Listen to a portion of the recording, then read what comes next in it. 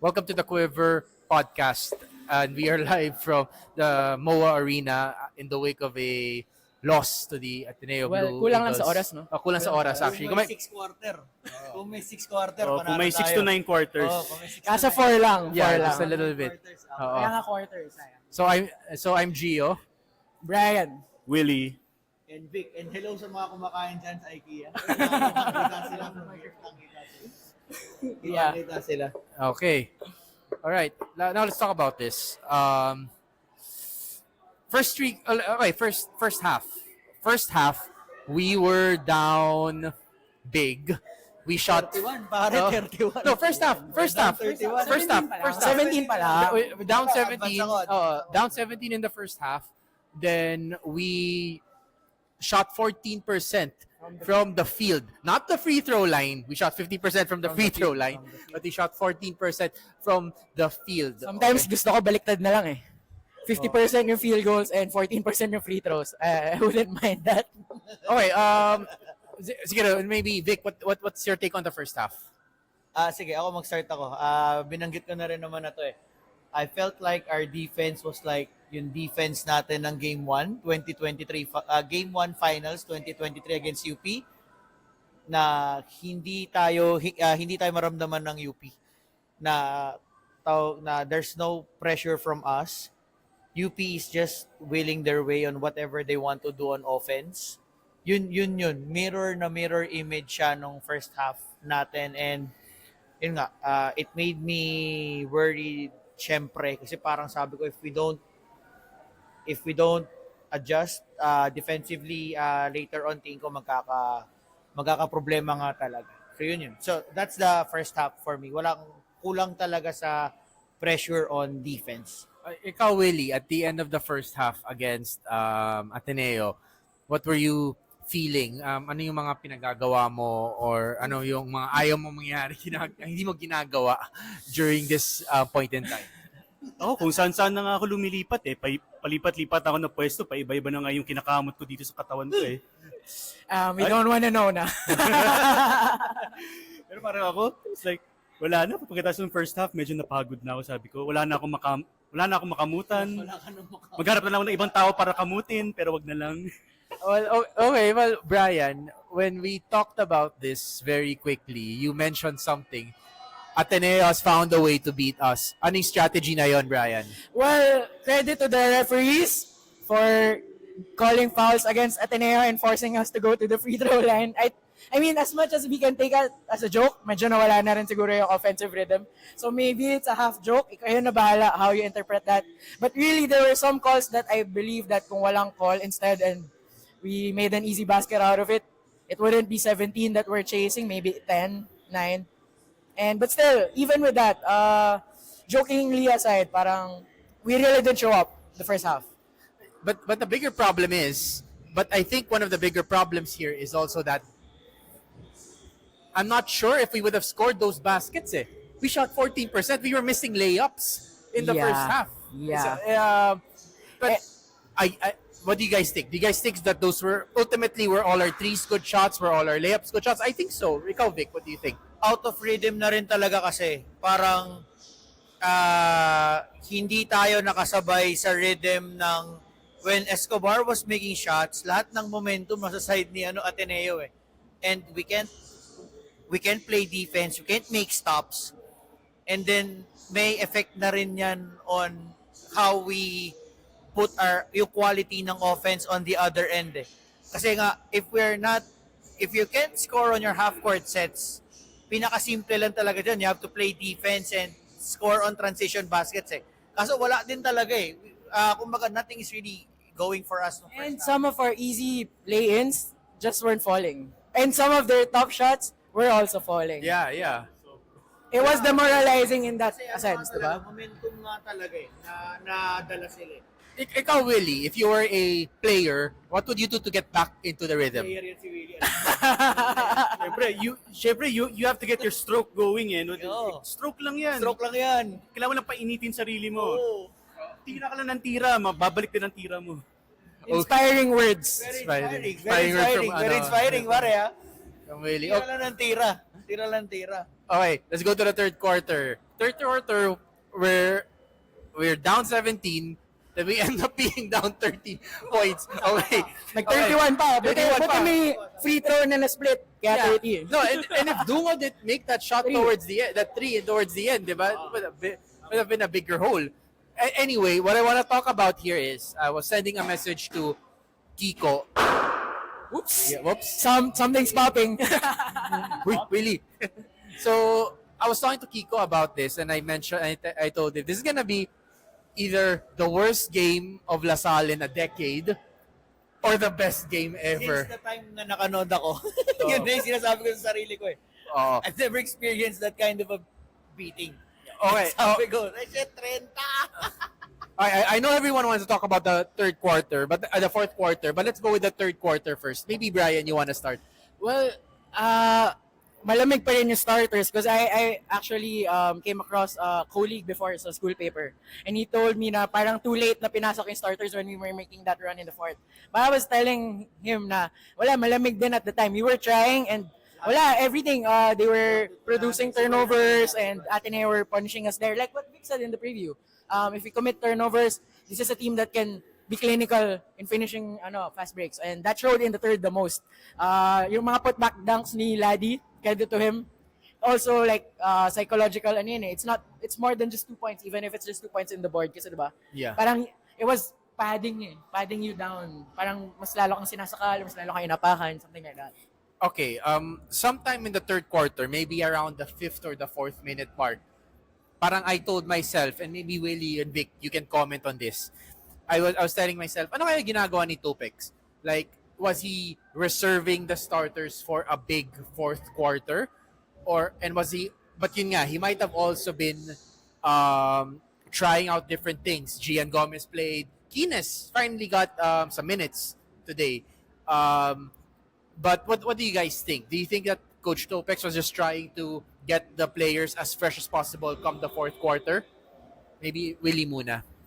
I mean, I guess we're down big. So, ano yun, if there's a time to throw shit at the wall and see what sticks, ito na din talaga yun. Pero, yun nga, ano yun, kasi you can't discount the fact na we just need someone to provide that spark for the team to really get their groove going. So, yun na talaga, experimenting na talaga siguro si Coach Topex, and yun, maybe true nga din na he was preserving yung energy ng starters here for a possible later push. All right, Vic, let's just close this chapter on the third quarter.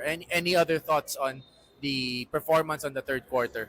Wala talagang tama kayo talking point yung timing ng balik ng players, sino yung mga pinalaro.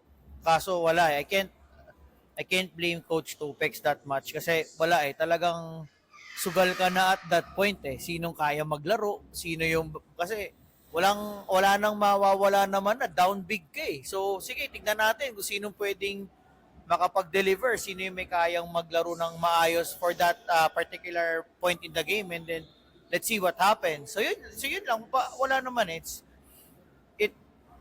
ang lang talaga is mas lumalim lang talaga yung kailangan natin habulin at the end of the third quarter.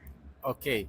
Now let's go to the fourth quarter, which I'm sure most people who are still listening to our podcast. Yeah, if you made it this If you far, made it I don't this know how far. many minutes na. Oh, but, kasi I saw a lot of people leave at the end of the third quarter. And that's awful, but I cannot blame them, baka traffic I get. But my friend, I want to shout him out. Umalis na siya nung gaming. Sabi ko kasi, ayaw makit sa lower box. Friend Kasi, mo pa rin ba? friend pa rin naman, pero maybe down the pecking order.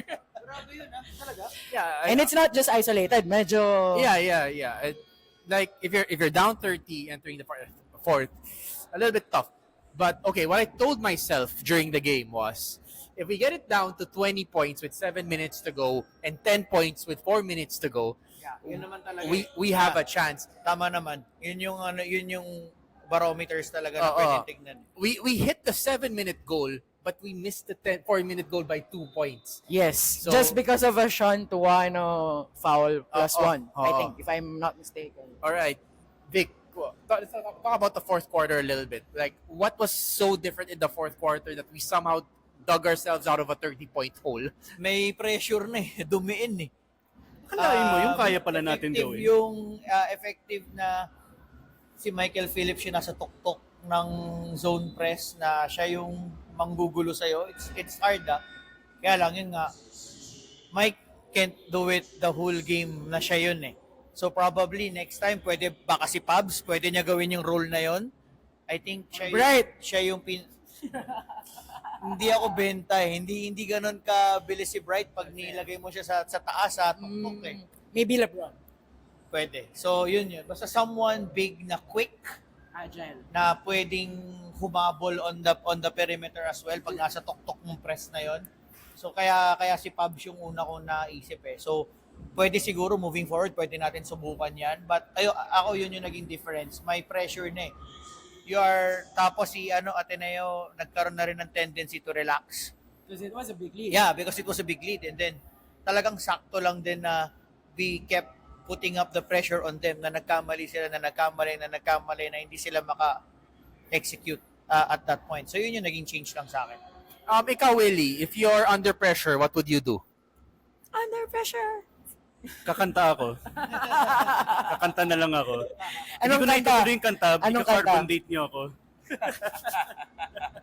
Pero ayun, under pressure niya. Looking down on me. Yeah. Okay, Willie. Like when it was halfway through and we were chipping away their lead, how were you feeling about all of this?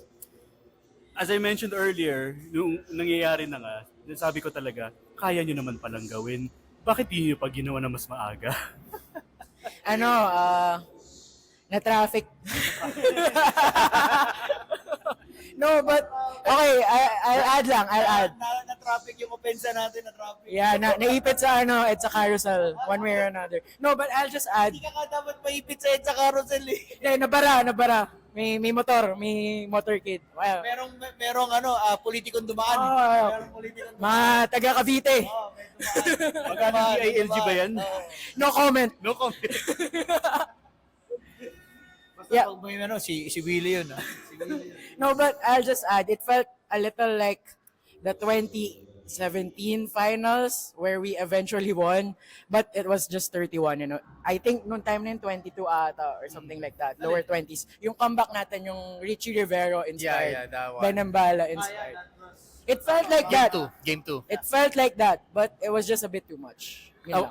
Hindi, sobrang lalim yung 30 ng start ng 4, tama, di ba? Yeah. Start ng 4. I was telling Gio when we cut it down to 7 kasi magkatabi na kami nun. It would be embarrassing for Ateneo to lose at that point. Yeah, andun na ako eh. So parang yung pressure, actually wala na sa akin yung pressure eh. Kasi sabi ko, sige, basta ibaba yung lamang. I don't care what happens. Basta ibaba lang natin yung lamang. And yun nga, I really feel na at some point pag na-hit yung actually, kung yung mga free throws ni EJ at ni Jacob ba yun? Kung yun pumasok Yeah, it with was down to under 3. 40 seconds to Kasi go, 71, tapos 56, 40 seconds left, Yeah. tapos yun pag nag-down 3, I would have believed na mag-iiba yung complexion na ng laro. Yes, that would have been 81-76. Instead, Yeah. it was 81-74. Yes. So, yeah. Correct. Okay, now we're on this topic. Great segue, guys. We're on this topic. Brian, like, Vic said that he was no longer pressured. At this point in time, does anything that happens, medyo panalo na tayo. I mean, not panalo, but there's something to take away from this game. Is there any moral victory for you here, Brian? Yeah, I think it's that they know they're capable of really doing a lot of fight, as in execution. It shouldn't be at certain spurts lang. I think that's the criticism that the team is facing. Before, it was intensified during the first 30 minutes, nawawala ng last 10 minutes. Now it's the total opposite.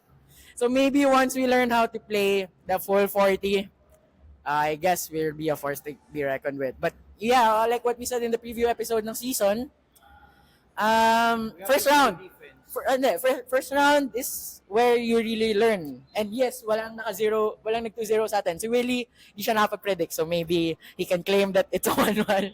Pero yun, Vic said, play defense. Kasi kung hindi tayo makakuha ng rhythm, make it difficult for them too. Kasi once allows once to you. make easy baskets eh. Kasi yun naman talaga yun eh. Yeah, Kung we missed a lot of easy baskets, and that shows in the first half.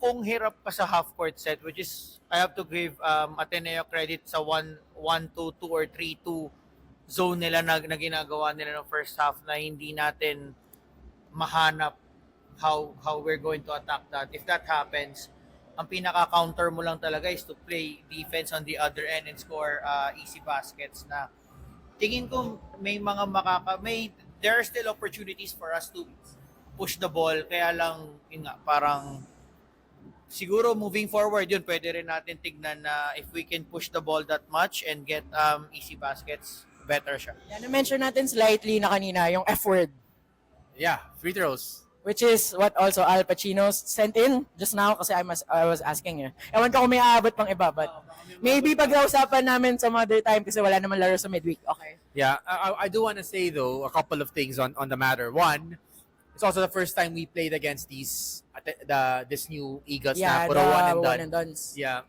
Ladi o lang. Yeah. I'm sure they know the tendencies of Mason, of Pablo, of Bakla, and it's probably Cortez. only Cortez that's the question mark for them. So they came in with a leg up there. Number two, yun nga, we just really had a bad shooting and bad execute. I wouldn't even say it's bad execution on offense. We were open eh. Yeah. So just really bad shooting. Bad conversion. Yeah, but Familiar.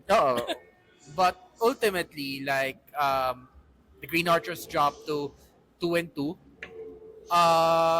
I think from a preseason prediction standpoint, I just wanna go, if you guys are listening to us, right? I did 11-3, you did 11-3, ikaw Vic 12-2. 12-2. Ay, 13-1. Ay, 13-1. I predicted 13-1. Oo. So, And si Willie, 6'9", pero hindi pwede yun kasi 15 Hindi games. pwede, hindi na pwede yun. Invalid. Invalid. so Wala na, pasag na yung predictions ko. So- And I'm fine with that. so therefore it's my predictions and your predictions. And Kiko, if we go on a 12-2, Yeah, who knows? we're still alive. But like I guess ultimately we keep saying this is still the first round. Don't lose hope. I am personally very glad of the fight back we showed in the fourth Dapat quarter. lang, yeah. Very easy for us to have given up. Yeah, very easy to lose 40. Oo, very easy. Pero at least kahit papaano, there's really that moral victory yet there. And I hate to say this, but it's another game to build upon. And we go on a relatively we have a difficult next game against NU. Yes, which we will talk about Different in time. midweek na lang. Yeah. So, So, para hindi ganun kahatagal tong episode. So NU, UE, and then finally UP. So hopefully by that time we are in a little bit more rhythm. Well, I just want to ask one question. Maybe, kasi si Gio yung nagtatanong medyo nagtataka ako. I'm thinking about this throughout the game, especially when we were down 31. Did Ateneo take this positively personally? All the Mason Amos, what we did at the Moro. Do you think nakatulong yun that they played with more aggression than us? Or was it down to pumapasok lang talaga sa mga tira nila and tayo parang di lang, we cannot buy a bucket at certain points? Ewan ko kasi like there were several instances kung tama ba na I think that was si Ladi ba yun or yung nalala ko si Ladi when he nag-call siya ng ISO play for himself ng one-on-one sila ni Mason. I think that happened twice or thrice. Si Escobar ata to. Si Escobar, si Ladi and si Escobar, alam ko nag-call sila ng ISO play, nag one-on-one kay Mason. Kaya mukhang I think pero it's not the typical one. It's the one and done yun ang ganun pero coming from the other players, Si Espinosa, parang they just treated it business as usual, but you could really feel the crowd. Yeah. The crowd I guess was that's also a positive for me. The crowd, at Yeah. least those who stayed, really back the boys. I mean, it's a rare sight.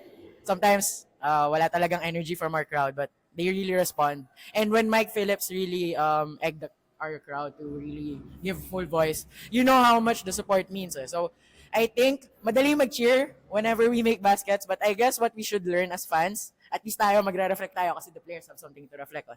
Maybe our fan base should also cheer so that hindi na tayo matambakan ng 31 the next game. Yeah, something like that.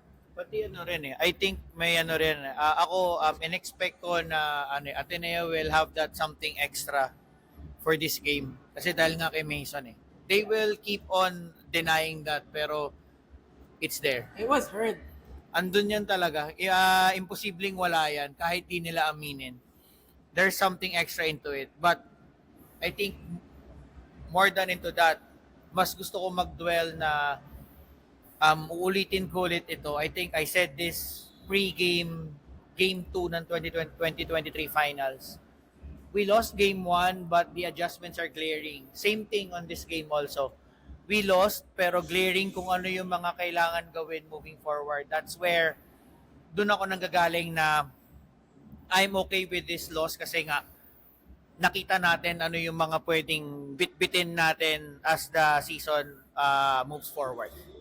And yun nga, pressure builds diamonds And at 2-2, we are getting to a point where genuinely a twice to beat is at risk. Yeah. We're genuinely getting to that point. And we need to double down, I suppose, to make sure that we have that chance. And I hope the players will respond. And we saw in the fourth quarter they responded. Now it's a time for the players to respond in the next game against NU. All right. Oh, wait, we have to shout out pala the fans we met. You guys were. Si Troy had a photo with us. And sino yung na-meet natin after yung one photo? That was too loud already. Yeah, but those who were asking photos well, fortunately or unfortunately, wala nang sumama sa amin here. But whenever we do this again, you're welcome. Pwede kayong manggulo. Pwede kayo maging cast. Mag-cameo kayo. Bigla namin kayong isasama sa mga tatanungin namin bigla. Basta pag sinama namin kayo, meron kayo sagot. Yeah, because that's the aim of the show. It's to relieve the voice of the fans. Well, maybe sometimes you don't reflect kasi some of our fans are too demanding, but at least, you know. Demanding? Hindi naman to NBA 2K, di ba? So, ano. Yes. All right. Well, that's it for this very quick fire episode of the Quiver podcast. Please don't forget to follow us and like us on our Facebook, YouTube pages. Yeah, Spotify, YouTube, subscribe. Spotify, yeah. And of course, this episode is in partnership with Ibarra. Ibarra Watches. Yeah. Ibarra watches. Yeah, so it's now time, no? It's now time to come home. Maybe baka hindi na It's traffic. now time to go home. And yeah, so just tune in. Thank you as always. And On behalf of everyone, Animo Lasal. Animo Lasal.